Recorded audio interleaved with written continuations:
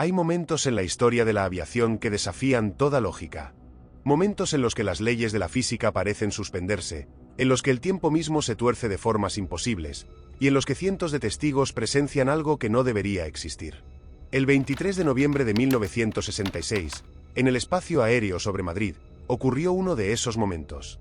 Esta es la historia del vuelo Iberia 342, el avión que desapareció durante 18 minutos de todos los radares de España, que reapareció sin explicación, y cuyos pasajeros no recordaban absolutamente nada de lo sucedido. La España de 1966 vivía los últimos años del franquismo en su fase más desarrollista. El país se había abierto tímidamente al turismo internacional, la economía crecía, y la aviación comercial experimentaba una expansión sin precedentes. Iberia, la aerolínea de bandera, había modernizado su flota con aviones Douglas DC-9 y estaba estableciendo nuevas rutas por toda Europa. Madrid, en aquel entonces, era una ciudad en transformación. El aeropuerto de Barajas, inaugurado en los años 30, se había quedado pequeño para el tráfico creciente y estaba en pleno proceso de ampliación. Las torres de control trabajaban con tecnología que hoy nos parecería primitiva. Radares básicos, comunicaciones por radio con interferencias frecuentes, y protocolos de seguridad que se estaban inventando sobre la marcha. Volar en 1966 era muy diferente a volar hoy. No había escáneres de seguridad, no había sistemas de navegación por satélite, no había cajas negras modernas capaces de registrar cada parámetro del vuelo. Los pilotos navegaban usando instrumentos analógicos, referencias visuales y su experiencia. Las comunicaciones con tierra eran limitadas y podían perderse por condiciones atmosféricas. El vuelo Iberia 342 era una ruta doméstica regular entre Barcelona y Madrid. Duraba aproximadamente 1 hora y era considerada una de las rutas más seguras de la compañía. Se realizaba varias veces al día, con aviones Douglas DC-9 que transportaban entre 80 y 100 pasajeros. Era un vuelo rutinario, aburrido incluso, el tipo de vuelo que los pilotos podían hacer con los ojos cerrados. El comandante de aquel vuelo era Javier Lerma, un piloto de 48 años con más de 20 años de experiencia en aviación comercial. Había sido piloto militar durante la Guerra Civil, luego había volado en rutas internacionales para Iberia, y era considerado uno de los comandantes más experimentados y confiables de la compañía. Sus compañeros lo describían como metódico, tranquilo, alguien que nunca perdía la calma incluso en situaciones de emergencia. El copiloto era Miguel Sanz, 32 años, con 10 años de experiencia. Era más joven que Lerma pero igualmente competente. Había estudiado en la Academia de Pilotos de Iberia y había ascendido rápidamente gracias a su habilidad y dedicación. Era casado, padre de 2 hijos, y soñaba con algún día comandar vuelos transatlánticos. La tripulación de cabina estaba compuesta por 4 azafatas, todas ellas jóvenes, elegantemente uniformadas según los estándares de la época. En los años 60, ser azafata era una profesión glamurosa, codiciada, que requería belleza, educación y varios idiomas.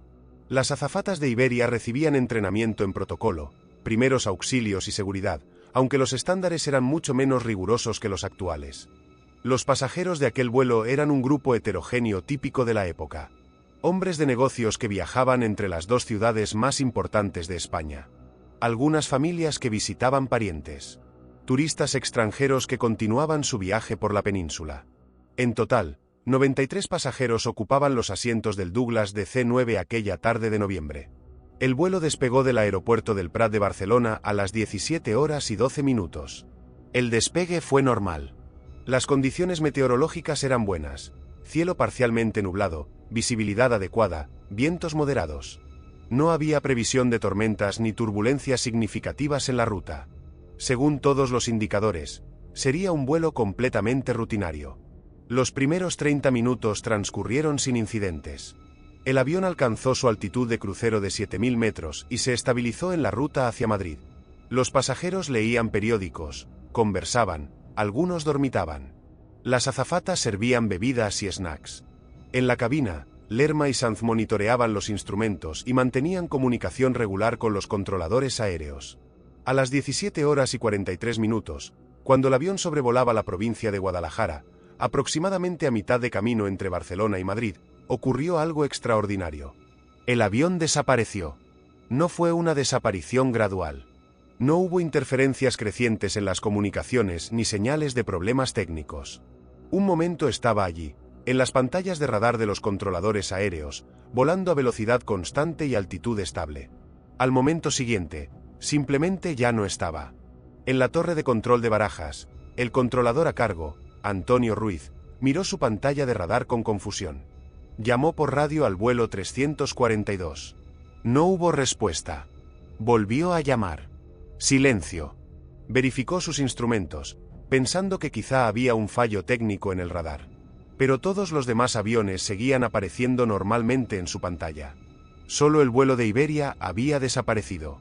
Ruiz notificó inmediatamente a su supervisor. Intentaron contactar con otras torres de control en la ruta, preguntando si alguno de sus radares captaba el avión. Nadie lo tenía. Contactaron con la torre de Barcelona, preguntando si el avión había dado la vuelta por alguna emergencia. No había regresado. El vuelo Iberia 342 simplemente había dejado de existir en el espacio aéreo español. En la cabina del avión, según los testimonios posteriores, no ocurrió nada perceptible. Ni Lerma ni Sanz reportaron ninguna anomalía.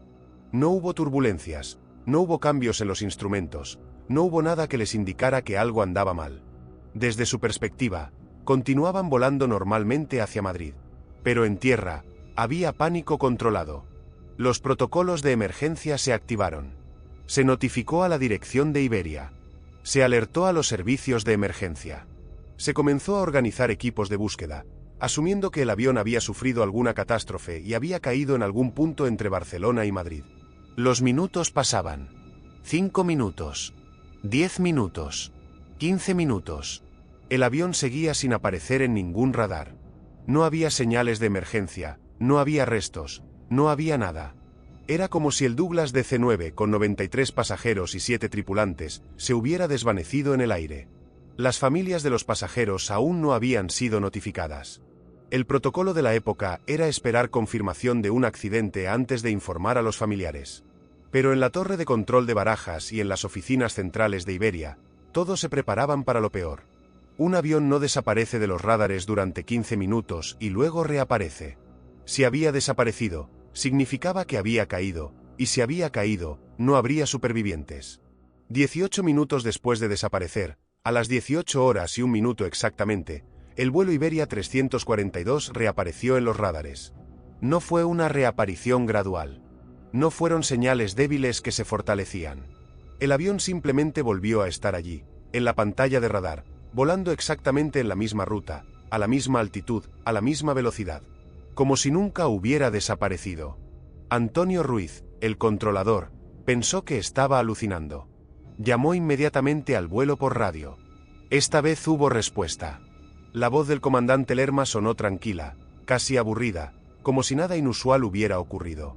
Torre de Madrid, aquí Iberia 342, todo normal, aproximándonos según lo previsto. Ruiz, con voz temblorosa, le preguntó al comandante si había experimentado algún problema, si había perdido las comunicaciones, si había alguna emergencia a bordo. Lerma respondió, con evidente confusión en su voz, que no había ningún problema, que el vuelo había transcurrido con total normalidad desde el despegue. Ruiz le preguntó entonces por qué no había respondido a las llamadas durante los últimos 18 minutos. Hubo un silencio en el otro extremo de la comunicación. Luego, la voz de Lerma, ahora con un tono de genuina perplejidad. ¿Qué llamadas? No hemos recibido ninguna llamada. Todo ha estado normal. Llevamos aproximadamente 40 minutos de vuelo. Pero no habían pasado 40 minutos. Habían pasado casi 50. 18 de esos minutos, el avión había estado desaparecido de todos los radares de España. Y ahora el comandante afirmaba que desde su perspectiva no había pasado nada inusual, que el tiempo había transcurrido normalmente, que no habían perdido las comunicaciones en ningún momento. Le ordenaron al vuelo que continuara su aproximación a Barajas y que se preparara para un aterrizaje de emergencia. Equipos médicos y de bomberos fueron desplegados en la pista. Todos esperaban encontrar algo, alguna explicación, alguna señal de lo que había ocurrido durante esos 18 minutos. El avión aterrizó sin problemas a las 18 horas y 19 minutos. 7 minutos más tarde de lo programado, pero considerando la desaparición inexplicable, era casi milagroso que hubiera aterrizando en absoluto. Cuando las puertas del avión se abrieron, las autoridades aeroportuarias subieron inmediatamente. Esperaban encontrar pánico, pasajeros histéricos, señales de que algo terrible había ocurrido. En cambio, encontraron una escena de normalidad desconcertante. Los pasajeros estaban tranquilos. Muchos dormían. Otros leían o conversaban. Las azafatas recogían vasos y servilletas con la rutina habitual del final de un vuelo. Nadie parecía consciente de que algo extraordinario había ocurrido. Para ellos, había sido un vuelo completamente normal, incluso aburrido. Las autoridades hablaron con el comandante Lerma. Revisaron los instrumentos del avión. Todo parecía normal. El reloj de la cabina marcaba la hora correcta. Los instrumentos de navegación habían funcionado perfectamente. No había señales de fallo eléctrico, no había daños en la estructura del avión, no había absolutamente nada que explicara la desaparición de los radares. Lerma insistía en que no había experimentado ninguna anomalía. Según su perspectiva y la de su copiloto, habían volado desde Barcelona hasta Madrid sin incidentes. No habían perdido las comunicaciones. No habían notado nada extraño en los instrumentos. El tiempo había transcurrido normalmente. Pero los registros de la torre de control eran inequívocos. El avión había desaparecido durante 18 minutos. Múltiples radares, múltiples controladores, múltiples testigos confirmaban lo mismo. El vuelo Iberia 342 había dejado de existir en el espacio aéreo español durante 18 minutos, y luego había reaparecido como si nada. Los pasajeros fueron interrogados uno por uno. Todos contaban la misma historia: un vuelo normal, sin turbulencias significativas, sin anuncios inusuales de la tripulación, sin nada que llamara su atención. Varios pasajeros habían estado durmiendo y ni siquiera se despertaron durante el supuesto periodo de desaparición. Otros habían estado leyendo y no notaron ninguna interrupción en el tiempo. Una pasajera, Carmen Vidal, secretaria de 32 años que viajaba a Madrid por trabajo, llevaba un reloj de pulsera que había puesto en hora antes del vuelo. Su reloj coincidía exactamente con la hora oficial. No había perdido tiempo. No había ganado tiempo. Para ella y para todos en el avión, el vuelo había durado aproximadamente una hora, como cualquier vuelo Barcelona-Madrid. Pero para el mundo exterior, el avión había estado desaparecido 18 minutos. ¿Cómo era posible? La investigación oficial comenzó inmediatamente. El avión fue sometido a una inspección técnica exhaustiva. Revisaron cada sistema, cada cable, cada instrumento. No encontraron nada anómalo. El avión estaba en perfectas condiciones. Los motores habían funcionado normalmente. Los sistemas de navegación y comunicación estaban operativos. No había explicación técnica para la desaparición de los radares. Revisaron los registros de comunicación. Las grabaciones de la torre de control confirmaban que habían intentado contactar con el vuelo durante 18 minutos sin obtener respuesta. También confirmaban que cuando finalmente el avión respondió, el comandante parecía genuinamente confundido, sin idea de que algo inusual había ocurrido. Los meteorólogos fueron consultados. ¿Había habido alguna condición atmosférica inusual aquel día? ¿Alguna tormenta electromagnética que pudiera haber interferido con los radares? Los informes meteorológicos mostraban condiciones normales. No había habido tormentas, no había habido actividad solar significativa, no había nada que pudiera explicar una interferencia masiva con múltiples sistemas de radar simultáneamente. La teoría más obvia era un fallo técnico en los radares de tierra. Pero esta teoría tenía problemas. No había sido un solo radar el que había perdido al avión. Habían sido múltiples radares en diferentes ubicaciones, operados por diferentes personas, usando diferentes sistemas. ¿Todos habían fallado simultáneamente de la misma manera durante exactamente 18 minutos? Era estadísticamente imposible. Además, durante esos 18 minutos, todos los demás aviones en el espacio aéreo español habían sido rastreados sin problemas. Solo el vuelo Iberia 342 había desaparecido. Si hubiera sido un fallo de los radares, habría afectado a todos los aviones, no solo a uno. Otra teoría sugería que el avión había descendido a una altitud muy baja, por debajo del alcance de los radares, quizá debido a una emergencia no reportada. Pero esta teoría tampoco tenía sentido. Los pasajeros y tripulación no reportaron ningún descenso brusco. Los instrumentos del avión no mostraban ningún registro de cambio significativo de altitud. Y desde una perspectiva aeronáutica, era imposible que un DC-9 descendiera miles de metros y luego volviera a ascender en 18 minutos sin que nadie a bordo lo notara. Algunos investigadores propusieron que quizá había habido una distorsión en la percepción del tiempo dentro del avión. Que los 18 minutos se habían transcurrido, pero que todos a bordo, por alguna razón inexplicable, no los habían experimentado conscientemente. Era como si esos 18 minutos hubieran sido borrados de la memoria colectiva de pasajeros y tripulación. Esta teoría era inquietante pero difícil de descartar por completo. Había precedentes en la literatura médica de personas que experimentaban tiempo perdido después de traumas, episodios de hipoxia o exposición a ciertos gases. Pero nunca se había documentado un caso de 100 personas experimentando simultáneamente la misma pérdida de memoria de 18 minutos específicos. Los médicos examinaron a varios pasajeros y tripulantes en los días siguientes. No encontraron nada anómalo. No había signos de exposición a gases tóxicos, no había síntomas neurológicos, no había nada que sugiriera que sus cerebros habían sido afectados de alguna manera. Todos estaban completamente sanos, física y mentalmente. El informe oficial, publicado 3 meses después del incidente, concluyó que había ocurrido una anomalía técnica no identificada que había causado que el avión desapareciera temporalmente de los radares. El informe reconocía que no había una explicación satisfactoria para el fenómeno, pero descartaba cualquier peligro para la seguridad aérea, clasificando el incidente como un evento aislado sin precedentes. Pero el informe oficial no satisfizo a nadie. No explicaba cómo múltiples radares independientes habían perdido al mismo avión simultáneamente. No explicaba por qué pasajeros y tripulación no tenían memoria de esos 18 minutos. No explicaba la extraña coincidencia de que el avión hubiera reaparecido exactamente en la misma posición, altitud y velocidad en la que debería haber estado si hubiera continuado volando normalmente durante esos 18 minutos. Las teorías alternativas no tardaron en surgir. En los años 60, España vivía bajo una estricta censura de prensa, y el régimen franquista no permitía especulaciones públicas sobre temas que pudieran causar pánico o cuestionar la competencia de las instituciones del Estado. Pero en privado, en conversaciones entre pilotos, controladores aéreos y personal de aviación, las teorías circulaban. Algunos hablaban de experimentos militares. Los años 60 eran plena Guerra Fría, y España, aunque oficialmente neutral, mantenía bases militares estadounidenses en su territorio. ¿Había ocurrido algún tipo de prueba de tecnología clasificada? ¿Algún tipo de sistema de interferencia electrónica que accidentalmente había afectado al vuelo civil? Esta teoría ganaba algo de credibilidad por el hecho de que las autoridades militares se habían mostrado inusualmente interesadas en el caso. Oficiales de las fuerzas aéreas habían participado en la investigación, habían interrogado a la tripulación, habían revisado documentación. Y luego, abruptamente, habían cerrado su participación sin comentarios públicos.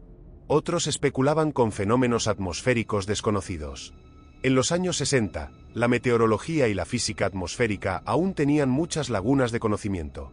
¿Había algún tipo de fenómeno electromagnético natural que pudiera crear una burbuja que aislara temporalmente un avión del mundo exterior? ¿Algo relacionado con las capas de la atmósfera, con campos magnéticos terrestres, con condiciones que aún no comprendíamos? Y luego estaban las teorías más extremas, las que nadie se atrevía a mencionar públicamente en la España de Franco, pero que circulaban en revistas internacionales de fenómenos inexplicables. Teorías sobre distorsiones temporales, sobre ventanas a otras dimensiones, sobre tecnología extraterrestre. Estas teorías eran fáciles de descartar como fantasías, pero tenían un atractivo innegable porque al menos intentaban explicar lo verdaderamente inexplicable del caso. Lo más frustrante era que, a diferencia de otros misterios aéreos donde los aviones desaparecen para siempre, en este caso el avión había regresado. Todos los testigos estaban vivos. Todos los sistemas podían ser examinados. Y aún así, no había respuestas. El comandante Javier Lerma continuó volando para Iberia durante 10 años más antes de retirarse. En entrevistas posteriores, siempre insistió en que no había experimentado nada inusual durante aquel vuelo. Reconocía que algo había ocurrido, que los registros de los radares eran irrefutables, pero desde su perspectiva subjetiva, había sido un vuelo absolutamente normal. Esa discrepancia entre la experiencia subjetiva y los datos objetivos lo perturbó durante el resto de su vida. El copiloto Miguel Sanz dejó de volar poco después del incidente.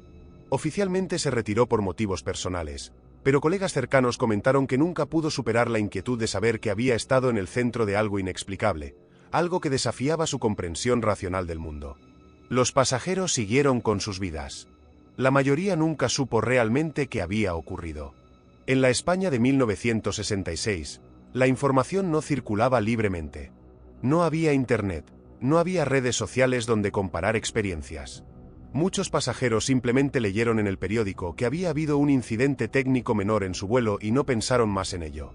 Solo años después, cuando algunos detalles del caso se filtraron a publicaciones internacionales, algunos de aquellos pasajeros se enteraron de que habían sido parte de uno de los misterios aéreos más desconcertantes de la historia de la aviación española. ¿Qué ocurrió realmente durante esos 18 minutos? ¿Dónde estuvo el vuelo Iberia 342? ¿Por qué desapareció de todos los radares? ¿Por qué nadie a bordo recuerda nada inusual?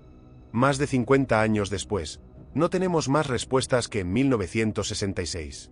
Los archivos oficiales del caso fueron clasificados durante décadas y solo parcialmente desclasificados en años recientes. Los documentos disponibles confirman los hechos básicos, pero no ofrecen ninguna explicación satisfactoria. La aviación moderna, con sus sistemas de navegación por satélite, sus comunicaciones redundantes, sus cajas negras que registran cada parámetro imaginable, hace menos probable que un incidente así pueda repetirse sin dejar evidencia detallada. Pero eso no significa que lo comprendamos mejor. Solo significa que tenemos más datos sobre cosas que aún no podemos explicar. El espacio aéreo sobre Madrid es hoy uno de los más transitados de Europa. Miles de aviones lo cruzan cada año. Millones de pasajeros vuelan esa ruta entre Barcelona y Madrid sin incidentes. El mundo ha cambiado. La tecnología ha avanzado. Pero en algún lugar de ese espacio aéreo, durante 18 minutos de noviembre de 1966, algo ocurrió que desafió y sigue desafiando toda explicación racional. ¿Fue un fallo técnico imposible? ¿Un fenómeno natural que aún no comprendemos? ¿Un experimento militar que salió mal? ¿O algo completamente diferente? ¿Algo que nuestra ciencia actual ni siquiera tiene el marco conceptual para investigar? El vuelo Iberia 342 aterrizó hace más de medio siglo. Pero en cierto sentido, nunca terminó de aterrizar. Sigue flotando en algún lugar entre la realidad documentada y lo imposible, entre lo que sabemos que ocurrió y lo que no podemos explicar. Y quizá, en algún momento del futuro, con tecnología que aún no hemos inventado o conocimientos que aún no hemos desarrollado, alguien finalmente comprenderá qué sucedió durante esos 18 minutos. Hasta entonces, el vuelo fantasma de Barajas permanece como un recordatorio de que, incluso en nuestra era de ciencia y tecnología, hay cosas que simplemente no podemos explicar. El cielo guarda sus secretos. Y algunos de esos secretos, quizá, nunca estén destinados a ser revelados.